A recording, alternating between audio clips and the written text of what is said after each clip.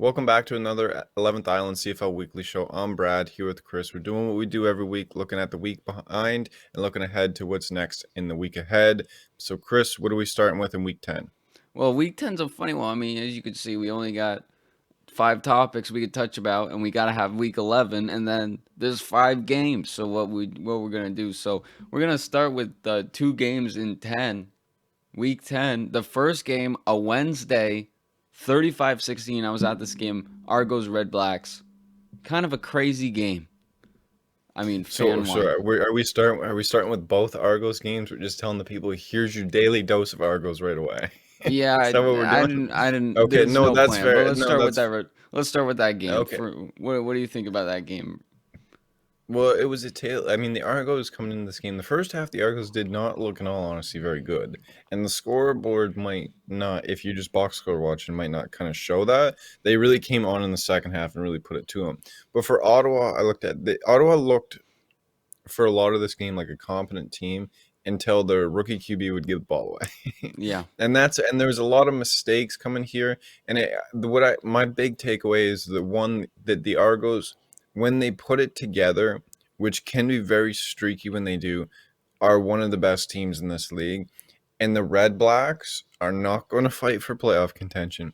But with Caleb Evans, as he grows week to week to week, they're going to be in a situation where they're going to play spoiler for somebody.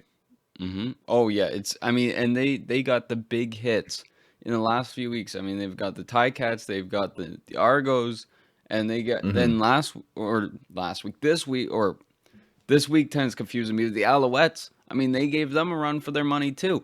And I mean, Hmm. I was at the game with my dad, and behind us there was a bachelorette party of Ottawa Red Blacks fans, and they were thriving in that first half of football.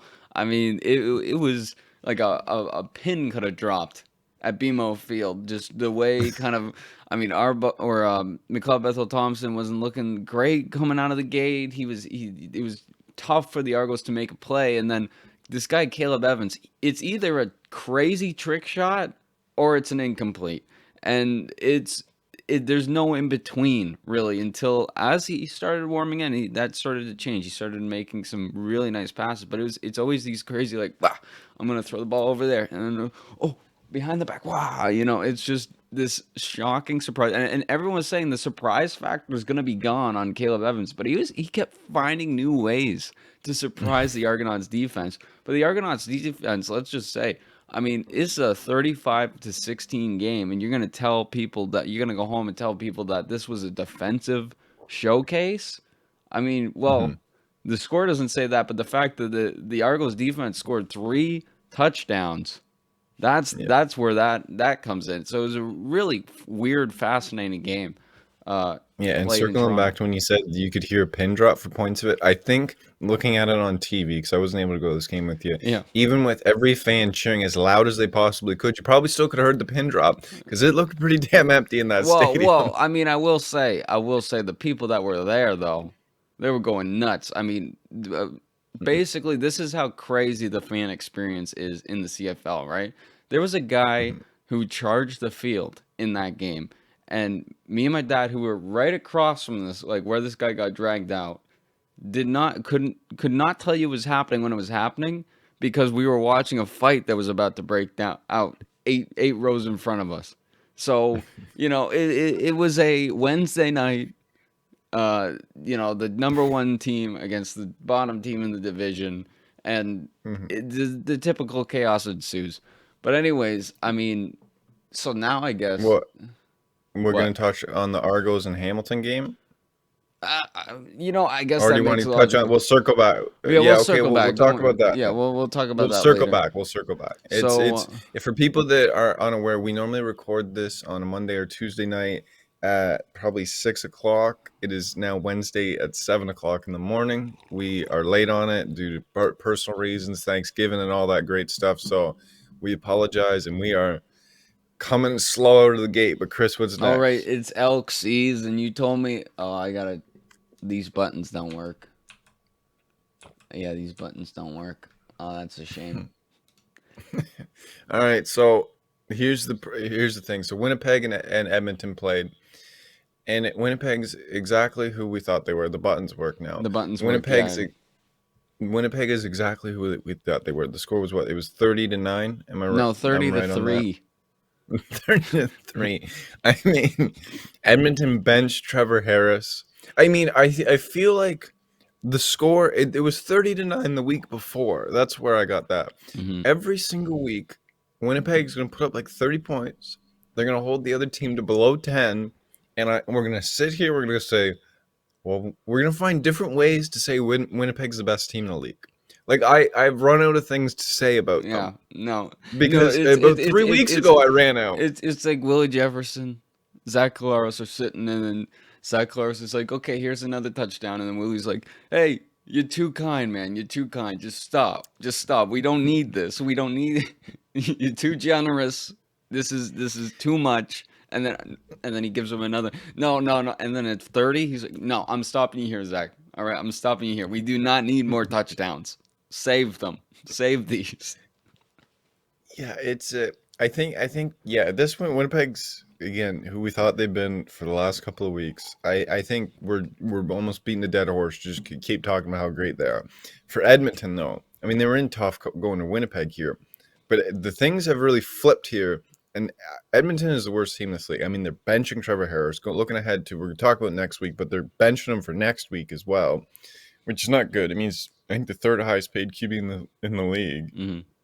And there was MOP hopes for him coming into this year, and he's benched for guys that have clearly not shown out when Trevor Harris couldn't even play, like Taylor Cornelius and the other guy who I hadn't even heard of before. Oh, Dallas. Yeah, What's his his name name? starts with a P. It's a bad journalism on our part, but Edmonton is in real tough from here on out. There's some off the field kind of drama going on with the radio host and all that stuff. So it's just Wait, what's Edmonton going on with the needs this. radio host? So one of their radio hosts, who was a former player, went on the Rod Peterson show and Hmm. was very critical of Edmonton's GM, and so he was immediately let go Yeah. from doing the games because, and he's going, clearly maybe I shouldn't have been too critical of the GM, but I don't, everything I said was true, and you're gonna let me go for that. And it's a situation where if you were the GM of a professional football team, and you can't take criticism, like, come on. And it's especially from a former player who knows a lot of the guys in that locker room, when he's coming out criticizing the GM, and they don't have the kind of guts to just stick it out and be like, hey, maybe we're probably the worst team in the league right now, and this is like, maybe he might be kind of right. Instead, you just go, you're gone, you're fired. For something that, I mean, it's not like Edmonton would even own the radio station either, so he's going in other ways. It's not a good well, look for the franchise. I mean, like, but most of the time the team owns the rights to the presentation of the game of the radio, right? Like, so he's an employee Yeah. or was an employee of the Edmonton Elks, right? No, I mean, you'd be an employee of I don't know how that I'm works, pretty but sure he you're he the worked for the radio station. yeah. So he's like a knucklehead, like one of us, you know. We Yeah, we well, basically work in radio, you know. I wasn't prepared for your questions about this, and I didn't have all the facts. But the bottom line, Edmonton's struggling this season on and Hmm. off the field, between the COVID, the firing people, the production on the field. They need this season to just end, blow the team up in the off Yeah, season, and try again next yeah. year. It's elk season, you know. All Oh, right. Um, the horses, the Stampeders. That was a crazy game. I mean, we had two games this week, and off yes. a final seconds field goal, Hmm. 22 to Hmm. 19 for the Stampeders against the Rough Riders. Brad, that game was an exciting game. No, it really was. And for Calgary, the last 2 weeks to get two off Saskatchewan is huge, because they've Mm-hmm. almost flipped things in the West, where Saskatchewan was, for the most part, they were looking untouchable unless you were the Winnipeg Blue Bombers. And for Calgary to go get 2 on them, Saskatchewan's been brought down to the middle of the pack, and Mhm. Calgary's boosted themselves up to the middle of the pack. Mhm. So it's really going to be a 3-team race for second now. It's wide open. You got Calgary, BC, and Saskatchewan all right there. But the Mhm. momentum's flipped on us. Saskatchewan's really struggling. Fajardo is kind of really not putting up the numbers that we would have expected for him. Again, he was an MLP favorite coming in this year. He was the betting favorite coming into the year. He was looking real good the first few weeks. Now the production just tanked down. Calgary, we've known, and I mean, we've harped on it week after week in this podcast. They have the talent. They just need to put it together and be healthy, especially with Bo Levi. Bo Levi didn't put really the best numbers up in this game, but Mhm. he's going to win you games. He's got, I think, the best winning percentage. It might have dropped a little bit this year, but the best winning percentage in CFL history as a Mhm. QB. He's going to win games. It's going to happen. He's not just going to keep losing. They got a great coaching staff, studs all across the defensive side of the ball. They're going to win games, and that's what they did here. And they got that momentum going for the stretch run here. Yeah, yeah, and I think one of the things that's unbelievable to me that after these Hmm. 2 weeks, you sit back and you think, wow, like the Stamps must be past now. The Rough Riders I mean the Rough Riders. Kudos to them for putting out some great numbers to start off this season because they're still a game up. They're still very much alive Hmm. here. They can lick their wounds and come out and say, you know what? Like I don't think we have to see these guys again. We've played them so much. We don't have to see Hmm. these guys again until the playoffs. Yep. Let's just kind of reconsolidate everything, get everything back together. Well, because I mean, Bo Levi Mitchell on the other side too. Yeah, he's not putting up great numbers that we're fully used to seeing from him, but I mean, he's getting better week in week out. And I think with the nature of his injury that he suffered Hmm. earlier on in the season, and just the speed in which he returned to play, I think he came back still pretty injured, and he keeps getting Yeah, better yeah. week every week. Yeah, no, I agree. And what you said too with Saskatchewan, they still control their own fate. Hmm. As long as if they are able to start winning again, they can stay above Calgary. As long as they win when Calgary wins, they will. But it is a situation where in Calgary has kind of killed any momentum that Saskatchewan did have. And it's not panic time in Saskatchewan, but it's certainly time to start worrying. It's That time is to for sit sure. and just think about it a little bit. It's time to sit Yes, and think exactly. about. Yeah, that's Exactly. and I mean just that final field goal too. I mean, Hmm. lots of dramatics here on Hmm. Thanksgiving weekend. Some really great games, weren't there? Yes, yeah. I mean, anytime that you got games ending on a last second field goal, especially games where both of them are kind of rivalry games, where Mm-hmm. a lot of in divisional consequences for Mm-hmm. who wins, you can't you can't beat that, Yeah, especially on a Thanksgiving weekend. yeah. Speaking of things that we could have lived without, you hate to see it. Vernon Adams is now injured. We're gonna get to I mean, this is tied into the Red Blacks Alouettes game where the Alouettes won 20-16. But first, I mean, let's Mhm. break the news or get to the news. Vernon Adams injured. Yeah, he's on the 6 game IR. He doesn't need surgery, which is good, but he's going to need Hmm. rehab, which at this point in the season, we're pushing to kind of the last few weeks of the year. It's not good for Montreal. Mind you, their backup that came in, he was able to lead them down, score the touchdown to win the game. Hmm. But if I'm Montreal with how close this is, I'm not, I want Vernon Adams back there. And Hmm. these things happen in football. You can't do anything about it. It's Hmm. really nobody's fault. I mean, you could say that you don't want Vernon Adams, I mean, carrying the ball as much as he does, taking those big hits, but that's the type of player he is. He's an Hmm. absolute baller. He's going to go out there and in the last 3 minutes of the game with his team down, he's going to try and put them in position to win, Hmm. which partially he did because he was a big part of that drive. But yeah, Montreal, hopefully that, and I'm blanking on the kid's name again. Can you bring up the box score and give Matt me the backup's Schultz. names? Matt Matt Schultz. Schultz. Sorry, yes. Yeah, Matt Schultz is going to come in. Hopefully he can be competitive for Montreal, put them in a position to win the game. Their defense has been kind of hit and miss this year, but he's got the weapons on offense that can really produce for him if he Hmm. gives them the opportunity, and just kind of keep them in the race until Vernon Adams can come back. And hopefully Vernon Adams is able to come back this year to his fully healthy and to his full potential, and he's not going to come back kind of at a 60 to 75% of what he could be because Hmm. of this injury. Yeah. Yeah, I mean, it's tough, as you said, like to your point where you said like it'd be nice if he wasn't so reckless running the ball. Well, not reckless is reckless, not the fearless running the ball. Mm, You know, being the playmaker that he is, and he's just going out there, and I've thought about that a lot. I mean, like to kind of jump, like use an NFL example. Like, I mean, um, you just think about guys that do that and put their bodies at risk and for a play, you know, and don't think about the whole season. And sit there as a fan. I was thinking, I mean, during Monday Night Football with Lamar Jackson when he gave up that mhm, fumble going in the red zone, and then later in the mhm, game he continued to just run the ball in the red zone, mhm, kind of not great ball security, and he just kept doing that. I'm like, how do you do that again when you're going to give it the ball, you're going to get injured or anything.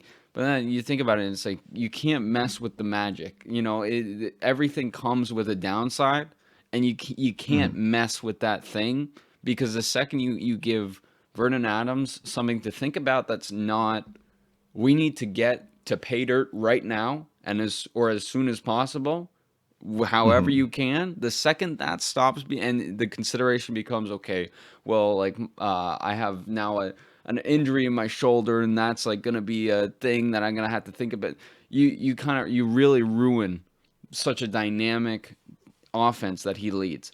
So it's a shame, and that's just a trade off. That's just the cost of doing business. And now the Alouettes are really, I mean, in a spot where they got to hold on to just a playoff spot for dear life. mhm. Yeah, because they're I think they moved up to second, I believe, over Hamilton. Mm-hmm. So they really got to hold on to that. Mm-hmm. And I mean, if Schultz can come in and really ball out for a few weeks and Hamilton keeps sliding, they could Mm-hmm. hold on to a home playoff spot here. Mm-hmm. So there's a lot of pressure on Schultz's back if he's going to step up the way he did in the game on Monday. I mean, hopefully he's up for the task. Yeah. Yeah. All right. So are we going into? Oh wait, first we got to touch back on Argonauts Tiger Cats. That game Yes. on Thanksgiving Monday. I rushed home from work, got myself some meatloaf, and enjoyed a very great game of football. Brad, what were your Mm-hmm. thoughts? I mean, we already touched on how exciting it is for last second field goals to win it. I mean, Boris Mm-hmm. Beatty hitting what a 50-yarder to win Mm-hmm. it. That's just, I mean, that's fun to watch, especially going in to the hammer in Hamilton and coming out with the win for Toronto. This is huge to get Mm-hmm. two wins essentially in 1 week to kind of vault up those standings to get to 6-3 is huge. About the game, I unfortunately had to miss it due to other stuff for Thanksgiving, but I'll let you kind of touch on some of the game here, Chris. Yeah, I mean the Argonauts. First of all, like McLeod Bethel Thompson just looked like out of the gate these last couple games. He's looked very just lethargic almost. Like the whole offense is just it needs like you need to like crank it a little bit to get it going, and it really Mhm, struck when it needed to. I mean the Argos defense to hold Mazzoli late in that game to a field goal. That was huge, and I mean that the kick was crazy, and just the fans at Tim Hortons Field. I mean they had full capacity, so that it was mhm. wide open. You know, which I don't think has been seen yet in Ontario. No, that was the Whereas first game. That was yes, the first game, yep. whereas it's almost become we're back to the norm when we go out to the west side for games. But I mean, for Ontario, this was a huge moment. It was a beautiful sunny day. I mean, it was like 25 degrees out. So the Ticats fans, they were going crazy. They were going nuts. The sound, and then all of a sudden it just dead silence. Dead silence. And I mean, for the Ticats, this is another gut wrencher of a loss. at a Hmm. time where it's push come to shove time. And I mean, to have Jeremiah Mazzoli and to have Jeremiah Mazzoli play fairly well, and still not be able to, because with the quarterback struggles with the Ticats, when they kind of hit a little skid, it was like, well, Hmm. we had two elite level QBs and they both went down on them. Now we're trying to figure out just how to work through this, you know, Hmm. and we're gonna get by. And that was that was what they did. Now, I mean, Mazzoli's back, and they've really struggled to find wins here. And looking at the other side too, for the Toronto Argonauts QBs, they've kind of shuffled it a little bit, but even in a little bit of a better problem. I mean, Arbuckle has been hurt, but I think at this point, you McLeod Bethel Thompson, at least for the foreseeable future, has got to be your QB. I mean, he's winning you games. I don't think Hmm. you can. I mean, even though you said he's coming out slow, I don't think you take the ball away from him. No, no, not I at all. you know. And I'm saying, like, once he gets going, he does phenomenally. He Hmm. really is, like, he has to have the game on the line. I feel like he's one of those guys that just turns on and Hmm. just sneaks out wins. And I think that, like, that one touchdown, um, to Daniels, like when he just wow, and he just gets the toes in last Hmm. second. That was a beautiful throw, and I mean, it was a funny play because he threw it. I didn't think he went down. He was like, he thought he missed the throw, and Daniels just like, just reels it in. It was fun football. It was a Hmm. little bit Vernon Adams action almost, from Macbeth. A little bit of excitement there.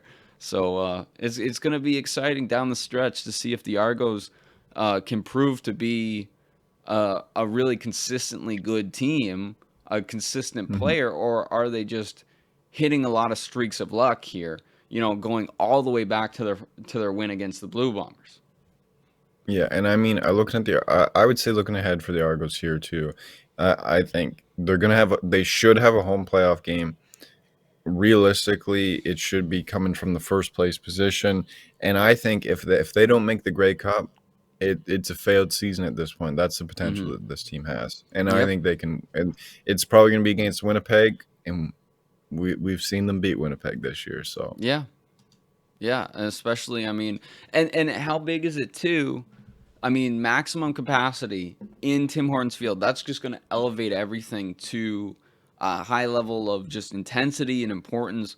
How big is it for the Argonauts to win kind of a playoff feeling game? Like the way that crowd was sounding, just you fit a full Hmm. stadium of anything in Ontario these days. I don't care what you put on the field.